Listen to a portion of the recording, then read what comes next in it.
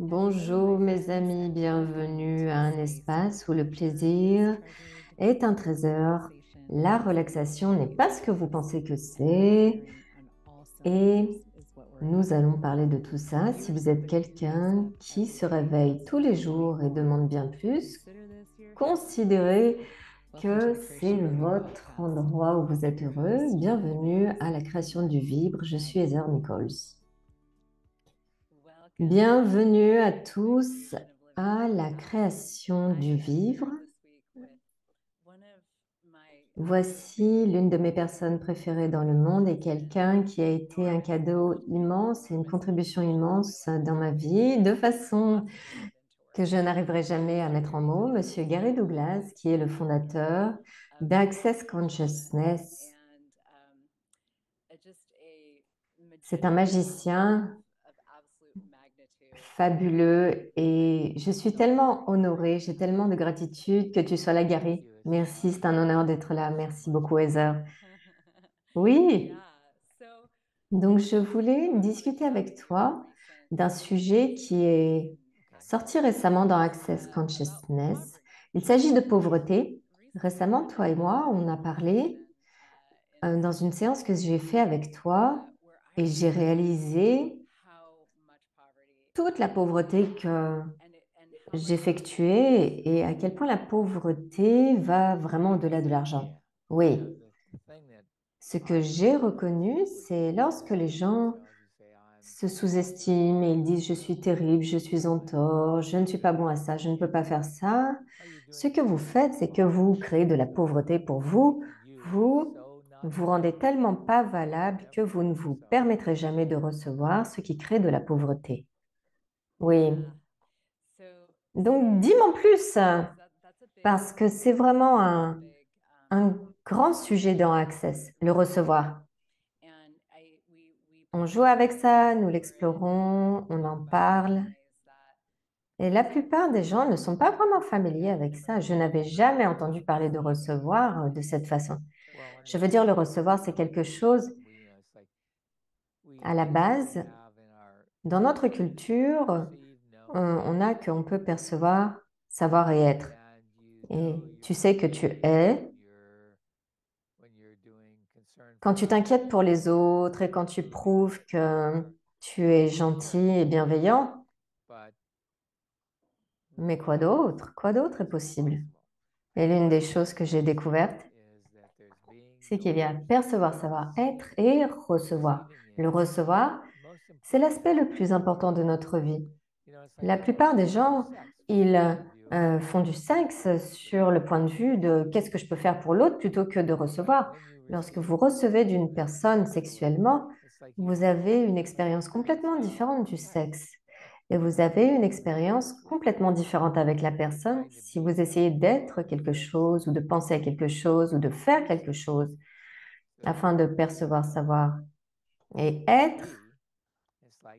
Qu'est-ce que vous savez? Qu'est-ce que vous savez au sujet de la personne? Si je fais ça, ils auront ça. Ce n'est pas le recevoir et ce n'est pas offrir, c'est conclure. Si vous devez conclure, vous devez faire le plus petit dénominateur commun, ce qui crée de la pauvreté. Waouh! Et si on peut s'arrêter juste là? Ok, on a fini. Merci. Il y a tellement de choses là-dedans. Je veux rembobiner un peu et te poser 1 milliard de questions. Vas-y. Oui, quand on pense à la pauvreté concernant le sexe, juste le calcul que les gens font, la plupart, c'est du calcul. Avant, je couchais avec une femme et elle me disait, tu m'appelles demain matin? Je disais, quoi? Pour moi, le sexe, c'était fun. Ce n'était pas un but ou une cible que je devais remplir afin d'obtenir quelque chose. Je m'amusais avec ça, j'aimais ça. Et j'ai découvert, même récemment, que la plupart des gens ne font pas de sexe parce que c'est fun, ils le font parce qu'ils veulent obtenir autre chose. Et cela signifie que vous ne considérez pas le sexe comme l'abondance la possibilité ou le cadeau que c'est, mais c'est un échange. Et si vous êtes dans l'échange, vous échangez ceci pour cela. Des fois, littéralement. Oui, des fois, littéralement. Et vous obtenez quoi? Ah, c'est génial.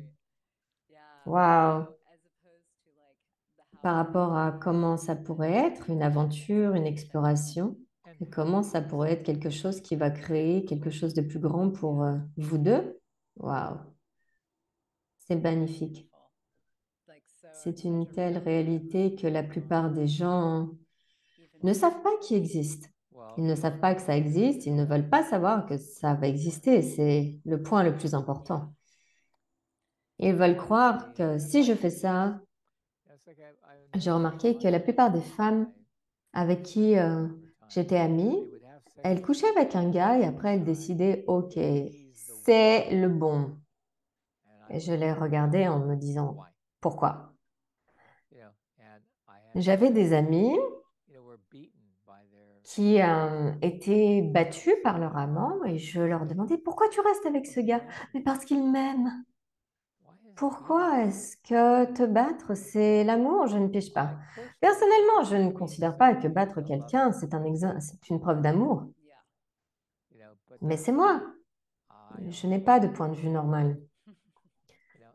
Et beaucoup de gens ont l'idée, il y avait cette femme, son mari était un catholique dévoué, mais il la battait elle et ses enfants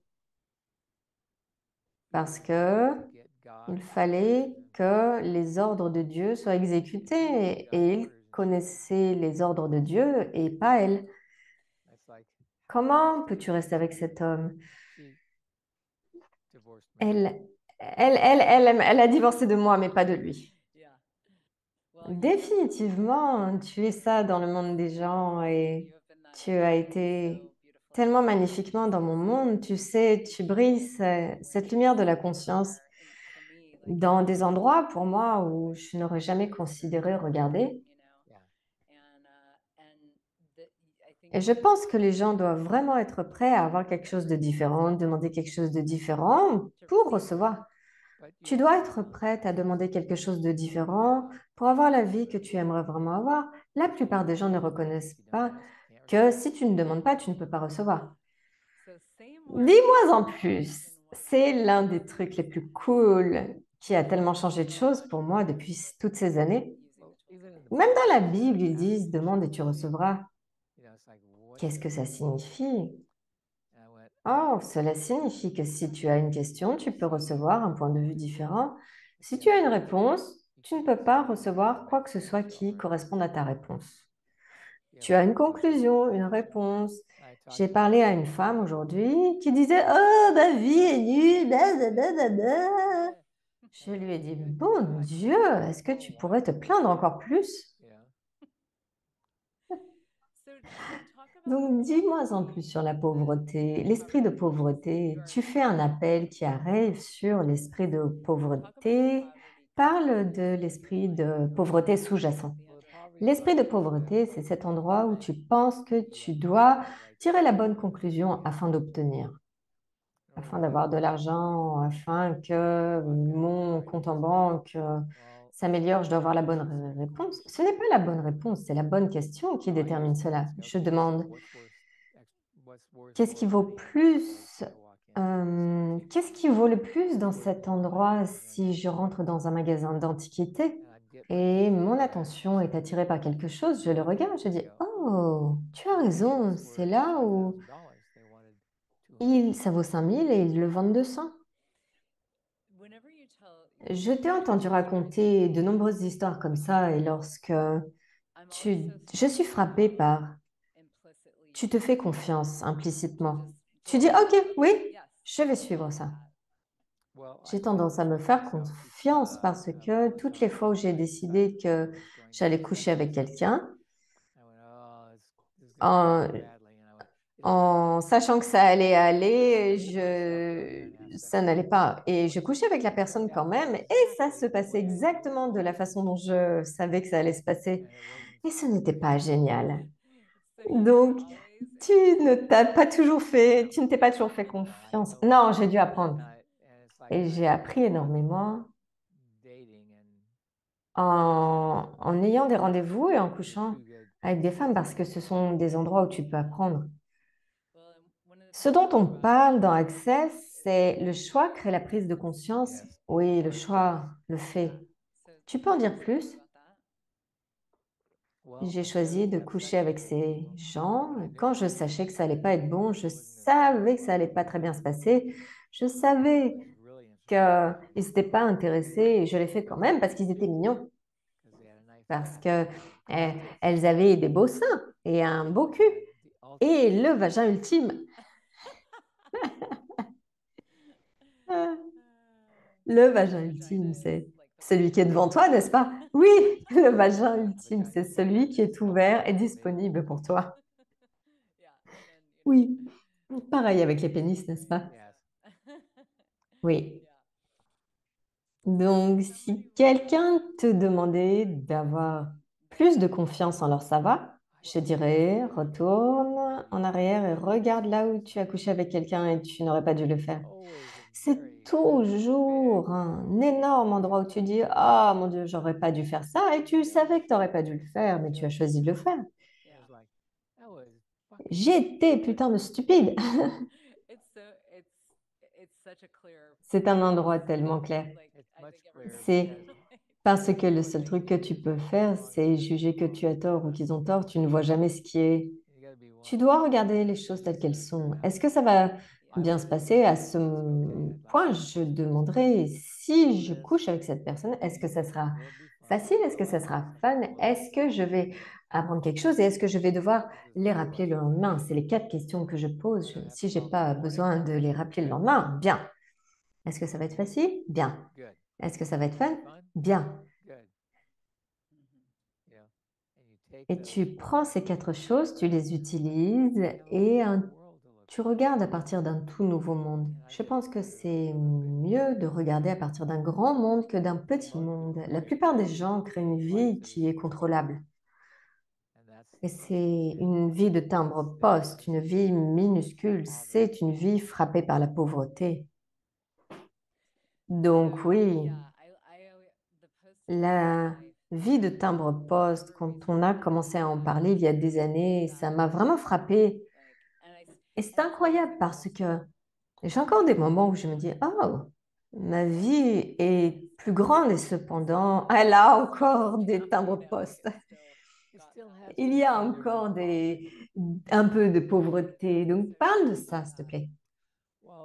Donc, tu regardes les endroits où tu n'es pas prête à être grandiose. Tu as une capacité à créer des super mixtures. Oui, c'est l'un de tes talents. Tu n'as pas écrit de livre de recettes pour faire des super boissons. Ah, c'est drôle parce que j'ai des recettes pleines de post-it de partout et depuis des années, j'ai dit que je le ferais et je ne l'ai pas encore fait. Je vais le faire. C'est ton endroit de pauvreté, c'est là où tu veux pas gagner de l'argent avec ce que tu fais qui est génial. Oh, waouh, ça change maintenant. Bien, c'est cool, j'adore ça. Oui, des fois, c'est juste ces choses qui sont tellement simples et qui sont juste en face de nous et nous les rejetons. Oui, mais en général, on les rejette c'est parce que ça nous rendrait plus grands et comme ça, on n'a pas à être plus grand. Waouh, waouh.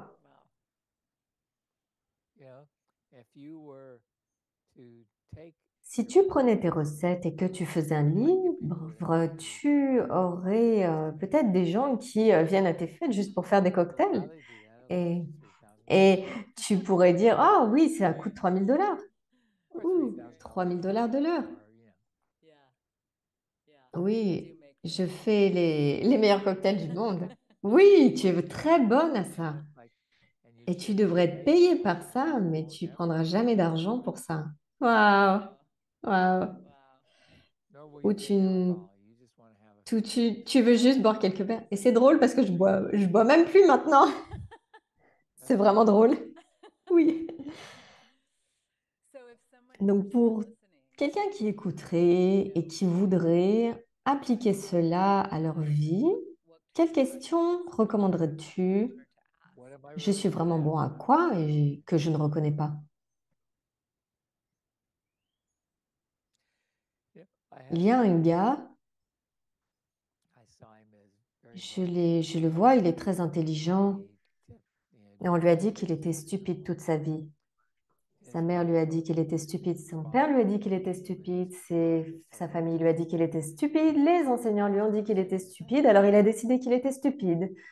Finalement, après que je l'ai assommé continuellement, je lui ai dit, va faire un test de QA. Il a découvert que dans son intelligence fait partie du top 2% de la nation. Maintenant, c'est un gars différent. Il regarde différemment, il marche différemment, il se tient différemment, il parle différemment. Il a une sensation de fierté qu'il n'aurait jamais eue parce que vous pouvez avoir la fierté de vous si vous avez une certaine somme sur votre compte en banque ou si vous avez les bons outils pour que tout le monde voit que vous êtes incroyable. Et maintenant, il se voit comme étant incroyable, donc il se fiche de si les autres le voient. C'est tellement cool. Oui. Et il ne s'agit pas d'être validé par les tests ou quoi que ce soit. Cela change votre point de vue. Changez votre point de vue, change votre réalité. C'est bien plus fun et bien plus facile que les gens le pensent. Vous voulez rendre les choses difficiles, mais la vie n'est pas un pénis, elle n'a pas besoin d'être dure pour être utilisable.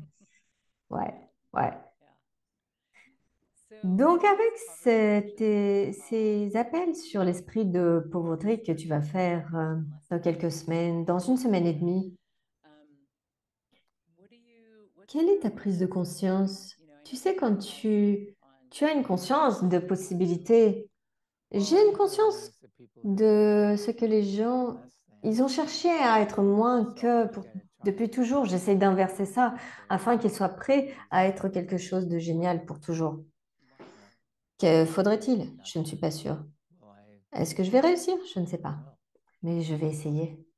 Waouh, ça, les gens ont cherché à être moins que depuis toujours. Oui, waouh, waouh. Et la beauté de ça, c'est, j'ai appris ça de toi, tellement ça de toi, de Dane Here, qui est l'un des créateurs d'Access. C'est quand nous sommes tellement plus, toutes les choses qu'on demande dans notre vie se montrent. Les flux d'argent arrivent. Oui, l'argent arrive. Il y a tellement de fois où je suis rentrée. Mais la bonne nouvelle, c'est que tu peux en sortir et devenir moins que avec aisance. Ok, je vais arrêter de faire ça. Merci. Oui, c'est un choix. Nous devons être prêts à vivre pour les choix que nous avons et pas pour avoir raison, pas pour être la personne que tout le monde voit comme étant la bonne personne, pas pour que les gens vous suivent, mais être prêt à suivre ce que vous savez. De quoi avez-vous conscience sur lequel vous ne placez pas votre attention? J'ai des amis qui sont brillants avec les animaux et mauvais avec les gens. Et ils passent leur vie à essayer de travailler avec des gens. Pourquoi tu n'essayes pas de travailler avec les animaux pour changer? Au moins, tu pourrais réussir avec eux. Ils ne te jugent pas, ils regardent comment tu peux les aider et comment eux, ils peuvent t'aider. Waouh, magnifique. C'est un monde différent. Oui. Waouh, waouh. Merci infiniment. C'est magnifique et un espace tellement incroyable et un cadeau. J'ai beaucoup de gratitude pour cette conversation. S'il vous plaît, tout le monde, regardez à quoi vous êtes géniaux et vous ne le reconnaissez pas. Regardez à quoi vous êtes géniaux et commencez à le faire. À un moment, je faisais de la tapisserie pour les gens, je rentrais chez eux, je disais, voyez ce tapis, euh, il faut une couleur comme ça pour assortir aux chaises. Je partais et 6 mois après, je trouvais du tissu qui était exactement de la bonne couleur. je les appelais, je disais, hey, est-ce que vos chaises ont été refaites? Ils disaient non. Et j'ai dit, et j'ai trouvé du tissu qui marcherait vraiment bien et qui correspondrait. Ils disaient, waouh, génial, tu peux le prendre pour nous? Je disais oui. Et ça coûte combien? Et je ne leur facturais rien, je l'achetais tout simplement pour eux. Mais je pensais que parce que je pouvais le faire avec une telle aisance, ça n'avait aucune valeur. Oui. C'était seulement plus tard où j'ai découvert que tout le monde ne peut pas faire ça. Oui. Et on sous-estime, nous sous-estimons ce que nous faisons vraiment bien. Nous sous-estimons ce que nous pouvons faire, ce que nous pouvons être et comment nous fonctionnons. Et j'ai sous-estimé le fait que je pouvais... J'avais un chien qui a eu des chiots et parce que elle était à Santa Barbara et quand elle te regardait, elle souriait, elle remuait la queue. Et donc, je l'ai appelée Santa Barbara Smiler et je l'ai donné. Et j'ai donné les chiots et j'ai eu des gens qui avaient 6 chiens qui m'achetaient des chiots. Ils prenaient les chiots parce que je pensais qu'ils étaient géniaux. Et j'adorais parce que à un moment, je la voyais devenir plus grosse, plus grosse, plus grosse. Et je l'ai mise au régime. Et finalement, j'ai arrêté de la nourrir, mais elle grossissait quand même. Donc, un jour, je l'ai suivie. Elle quittait la maison. Je restais à l'arrière et j'ai découvert qu'elle allait manger dans 3 maisons. Elle allait derrière la baie vitrée. Elle souriait et on la nourrissait. Oh mon Dieu, c'est incroyable. Je suis allée voir les gens. J'ai dit, s'il vous plaît, ne nourrissez pas ma chienne parce qu'elle va mourir de surpoids. Et ils ont dit, OK. Donc, ils ont arrêté. Ils ont diminué, mais ils n'ont pas arrêté. Mais j'ai jamais plus eu la nourrir, ce qui était sympa. C'était un super truc de voir qu'elle faisait ce qu'elle savait faire le mieux, ce qui était sourire pour avoir ce qu'elle voulait dans la vie. Et si on faisait ça? Et si on était tous comme ça? Oui, oui, choisissons ça. Waouh, cool. Merci. Si les gens veulent en savoir plus, ils peuvent rejoindre l'appel L'Esprit de pauvreté. Il y a aussi plein d'endroits où ils peuvent puiser dans ta brillance. Merci. On va publier ça et mettre des liens.